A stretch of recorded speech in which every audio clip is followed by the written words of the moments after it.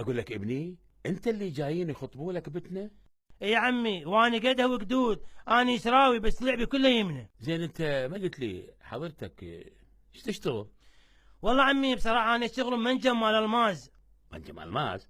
زين هذا المنجم وين صاير؟ ببغداد عمي، بالعلاوي، مو اول متلوف ثاني متلوف، كأنك رايح للرواد. امشي كذاب، قم. وين اكو منجم مال الماس بالعراق؟ يا عمي لا عاد هو وين اكو شغل بالعراق حتى تشمر علي وتسالني هيك اسئله؟ يعني انت ما تشتغل؟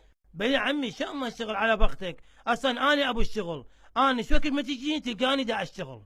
دفضني وقول لي ايش تشتغل. بصراحه عمي انا الصبح اشتغل ويا خالي والعصر ادور على شغل.